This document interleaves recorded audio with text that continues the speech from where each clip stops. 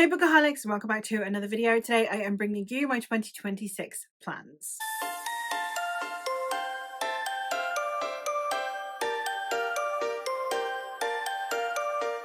For 2026, I have a few things planned, a few projects that I'm planning on doing, some recurring, some new. So let's get into some of the overview for what my intentions are, both for reading and for this channel throughout next year. The first one is that throughout 2025, I did my romance vlogs, where it's a fantasy reader reads romance and romantasy. And I did 6 of these vlogs, but that is the project and that is concluded. That is it. 2025 is the end of that. I might do sporadic ones here and there just for fun, but they are not a huge mainstay going to be for my channel for next year. Next year, instead, I'm going to be doing my horror vlogs. So the same concept of a fantasy reader reads romance, this time it's going to be a fantasy reader reads horror. And I'm going to be exploring different horror subgenres. And I'm going to be doing each vlog based on a different subgenre or even a trope, I think is one of them. And I am really looking forward to trying out more horror. I know I like horror. Same as I did with romance, I know I like romance. And I'm hoping that it will help me figure out what my tastes are. The romance vlog did not do that. I have a wrap up for that coming in a couple of weeks where I talk a little bit about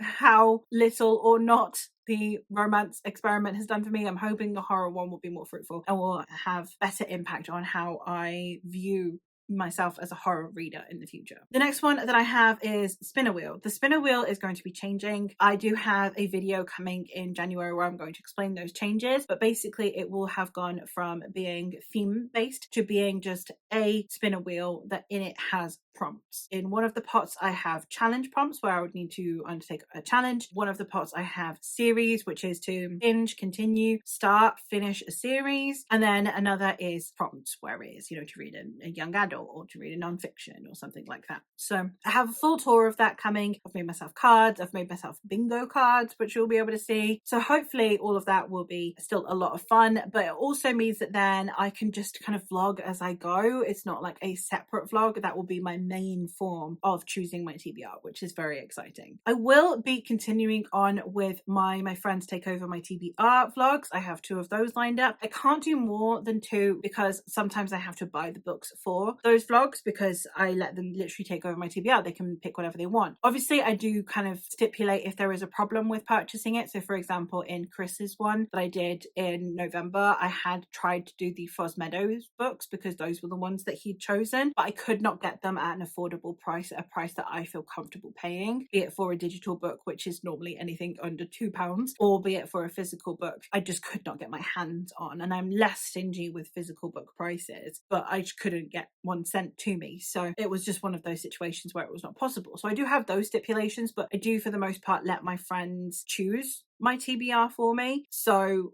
for that, I then end up having to buy books. So I can't do more than 2 because it does get pricey otherwise. But I'm really excited for these books anyway. So I've already got them sorted. I already know what I'm reading. I already know when they're happening, and they're happening throughout the year, and I'm excited nonetheless. 2 that I'm also continuing on when it comes to challenges. I am going to be continuing on with, hopefully, Ieldia. G from Book Roast, for part of the Magical Readathon, does an adventure in Ieldia board that you can kind of complete throughout the year. I'm hoping she'll be doing that, and I will be continuing with that. So that is 1 book per month that I would need to read that would fit that. Most of the time just reading organically does that for me, but sometimes I do need to squeeze one in, so that is something that I will need to bear in mind. But again, it's 1 book, it's fine. I will also be continuing on with our fantasy bingo. That is another one that I do very passively. I just kind of read as I go, and then I end up with a load of prompts covered on hard mode just as is because I mostly read fantasy and sci-fi. However, I will also need to occasionally put one in there because it's not one that I would organically read and the prompt is very, very specific or very niche or whatever. So again, something that I'll need to bear in mind. I'm not going to be doing dedicated vlogs to these. They are just books that I read throughout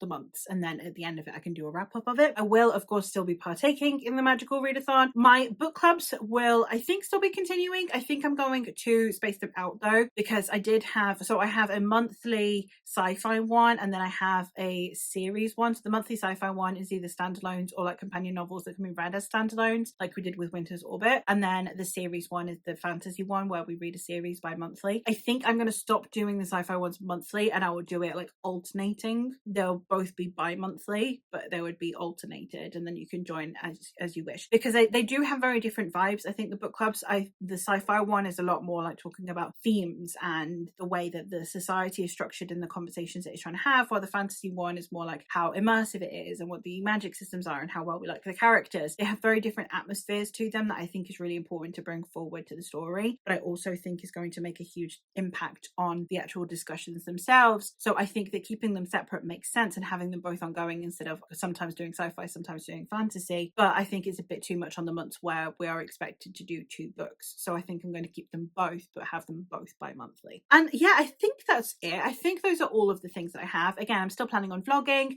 I think that I'm going to reel back a little bit the series of sit down videos. I think I'm running a little bit on fumes on those. I'm not going to lie. I have also stopped doing dedicated reviews, not only because they tank the channel, because like the channel's tanking itself, you know, it's not, I'm not making money off of this. It doesn't matter. I'm just doing what I want to be doing. But I didn't feel like my reviews were really bringing anything new. I didn't think that I was saying, because I do spoiler free reviews, it's really difficult to say anything that I've not said in a vlog. Like now that I'm vlogging, I've already said it in a vlog and then I'll say it in my wrap up, and I can't say a huge amount more in a dedicated review. So there's not really any point in me doing them anymore. Not because I don't want to, but because I've already done that exact same thing twice before. I just feel like I'm repeating myself and there's no point in posting them. So those things I think are going to be reeled back a little bit. I might start doing a few more tags, though I do really like doing tags and they're a great way to kind of like get to know someone's taste. So I think I'll continue with doing tags, then obviously wrap-ups, TBRs, hauls, all of the typical staples. But I think that I'm going to, the series of sit down videos, I think I'm going to ease off of a little bit